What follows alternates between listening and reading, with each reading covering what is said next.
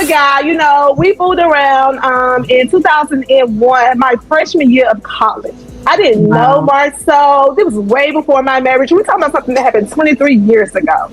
And then for him to say, oh, I saw it, I'm like, really? Because the word around town in Huntsville was that Martell liked boys who was in college. So he didn't see anything. And if he did see something, he was sneaking in the room or a hidden tape was somewhere because he didn't see anything. I want you to picture this. A calm studio. The lights dim, the fans leaning in, eager for truth. The host asks one simple question, and everything cracks open. What seemed like whispers behind the scenes becomes a roar heard around the fan base. A name is dropped, an allegation, a secret that's been held in shadows. And suddenly, nothing feels safe anymore. That's the moment we step into now. LaTisha Scott, after years of tension, quietly holding back, finally speaks. She claims what nobody dared to say publicly, that Martell Holt might not be what the world thinks, that he's been hiding something deeper. What she reveals sends shockwaves through the love and marriage Huntsville universe. Her voice breaks, her words carry weight, and the fans, they lean in. Told people this over and over again. Martell is the type of person, if he had anything, he would have been released it a long time ago. He's been showing people stuff on his phone forever. Like the whole revenge porn thing, that did happen. That is a true thing that really happened. And not only have he shown people stuff in his phone of his ex-wife, he's also showed people stuff in his phone with his baby mother. Like, she needs to check on that too. He's shown the boys pictures of her dancing in the closet, shaking after he paid for some type of procedure she had. So he's known for. Because this feels personal, tonight, we unravel how we got here, the history, the lies, the betrayals, and the pain behind the headlines. We tell it as a story, raw, emotional, human. Because behind every scandal is a person. Behind every accusation is heartbreak. And the truth, whether it sets someone free or destroys them, has a cost. To understand the storm, we must trace the path that leads us here. We go back to seasons past, where alliances were formed, friendships tested, and reputations built. LaTisha and Martell Scott, longtime couple, seen by many as stable pillars in the cast, have always had battles behind closed doors. It wasn't always public drama. Sometimes, it was whispered accusations, shady glances, and off-camera conversations. But over time, those whispers grew louder. In parallel, Martell Holt's narrative was never simple.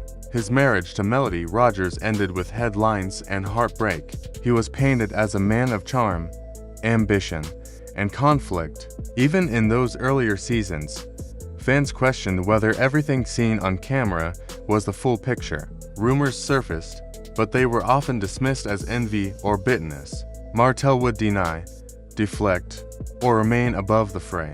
He was protected by charisma, by storytelling, by the fact that in the public eye, he was still the guy who broke free.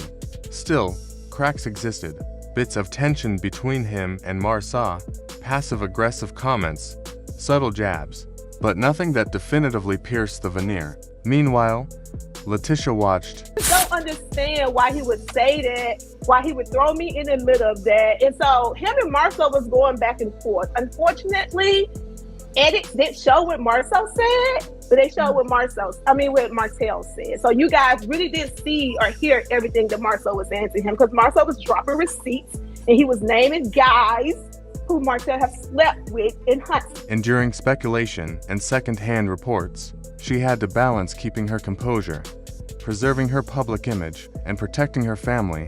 But inside, she had questions. She saw discrepancies between what people claimed and what she felt. She heard things, she sensed patterns, and there came a point when silence no longer felt safe. Over time, the tension escalated. The Scotts and Holt had stakes, business ties, social circles. So now you said that I've been quiet. I know a lot more than what I say. And for years, Marcel have been like, no, T, don't do that. No, T, don't do that. And we really have been trying not to go there with Martell because I just don't want to be fighting with him. So, but at some point, you have to be like, enough is enough. Like, leave us alone. Stop it. We don't say nothing about you. When we do say something, it is like something that has been asked of us on the TV show. We're filming a television show. If someone asks us a question or something that you've already put out there, we can speak on it. But we don't put things out there before you put it out. Shared networks, overlapping friendships. Their world was small. To criticize someone publicly was to invite backlash from mutual acquaintances, producers, even fans. But as the show progressed, certain conversations began to get louder.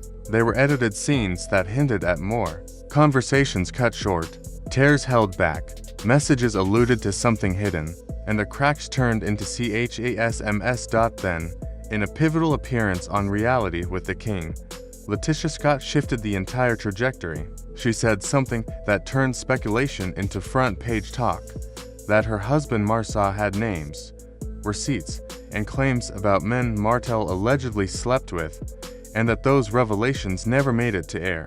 She declared, "It's not alleged." She said they held back, choosing not to go there until now. This was no casual throwaway line. This was intentional. The kind of statement made when someone has decided that silence is no longer an option. But here's where the twist enters. Martell did not just sit back. He responded.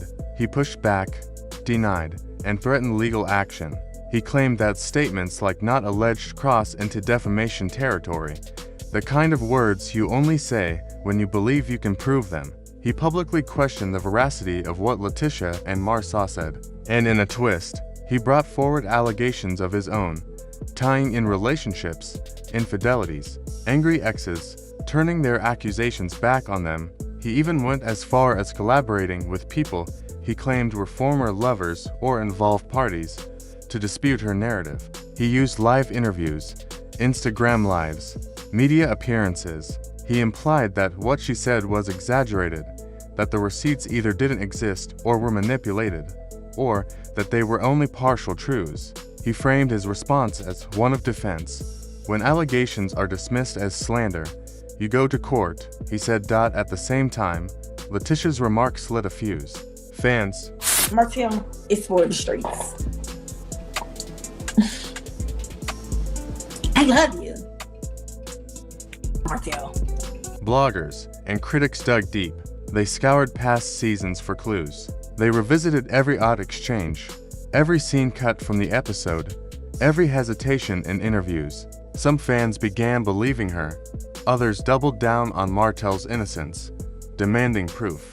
The tension between loyalty and doubt became personal for many. Among Reddit forums and group chats, someone wrote, "A lot of the things she said lined up with things Martell has been saying whenever he alludes to Martell cheating. I do believe she put 20 on 10. For the Scotts, this was more than drama. It was strategic.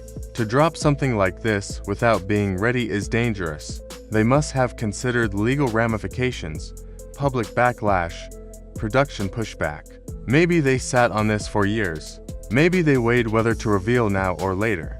But when LaTisha unleashed this claim, she turned passive suspicion into an active war zone. And what makes this so explosive is the interplay of power and secrecy. If Martell is gay or bisexual, if he has relationships with men hidden from public view, then the fallout is massive. The trust broken goes beyond the fair claims. It cuts into identity, integrity, and control. Because hiding something so fundamental is not just a betrayal to one person. It's a betrayal of persona, narrative, audience, even self. The producers, too, become tangled. Why were so-called receipts allegedly withheld from episodes? Did editors play a role in protecting someone's image? Was this too heavy, too controversial for the show's tone? If the Scotts were willing to withhold, was there pressure behind the scenes, legal, financial, relational, to bury parts of the story? And if now they demand their truth, will the show allow it? Or will they fight back? All of that is now on the table. We also must note, this isn't happening in a vacuum. Martell's past included multiple scandals, infidelities, messy breakups, former co-stars airing grievances. Each brush with controversy added complexity to his legacy. So, when a deep claim like hidden sexual relationships surfaces, people ask, Is this new? Or is it resurface history? Is it truth finally exposed? Or another narrative twist in a show built on drama? As pieces emerge, the bargain of loyalty gets tested. Cast members, friends, insiders, who steps forward, who stays silent. Some may side with Martell, citing past generosity or shared history. Others may support LaTisha, seeing this as overdue reckoning. The alliances shift, the rumors multiply. Each side claims moral high ground, but both know the narrative war is as much about winning hearts and social proof as it about facts. Now, what does this do to someone? To a marriage, to a career, to public identity? First, imagine LaTisha, carrying years of internal tension, watching her husband navigate relationships and public perception, perhaps suffering in silence. Then to release a claim like this, it means shedding protection, accepting backlash, risking defamation suits, possibly alienating fans. The emotional toll must be heavy. She's chosen to step from behind the curtain into the firing line. To Martell, he's caught between defending his wife, preserving their marriage, and navigating public fallout. If his claim about Martell is truthful, this is vindication. If he's wrong, it's a blow. And either way, their relationship will change irreversibly. For Martell, this is existential.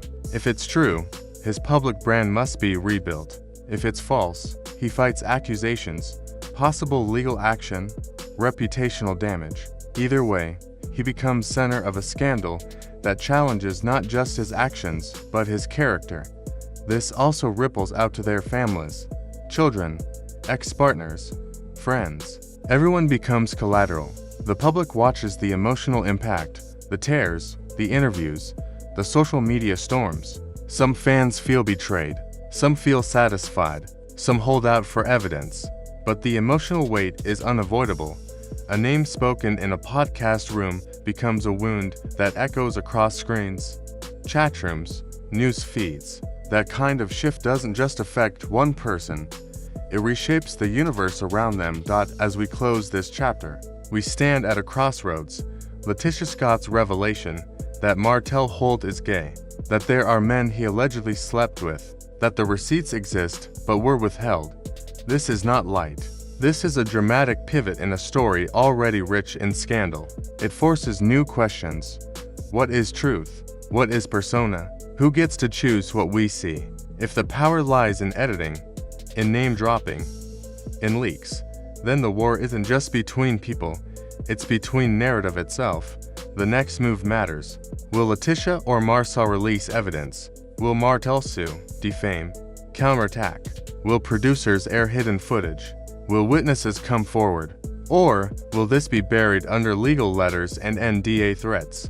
The paths ahead are dangerous for everyone. In the end, this moment reminds us, behind the glitz of reality TV, human lives are tangled. Secrets, identities, betrayals, they don't fit neatly into edits, and at some point, truth fights its way out, whether we are ready or not. So ask yourself this: when someone you trust suddenly claims you hid your real self, what would you do? Would you defend, deny, retreat, or would you speak? Because for LaTisha, Martell, there is no return to what was, only forward, into uncertainty, disclosure, and maybe reckoning. And that is where we wait, where we watch, where one of them may finally stand revealed, or one of them may be lost in the process. Whatever happens, this is not the end. It's only the beginning. Feel free to adjust names, pacing, or additional details based on any new developments or your own style. If you like, I can format this into a polished video script with timestamps or scene directions. Do you want me to prepare that next?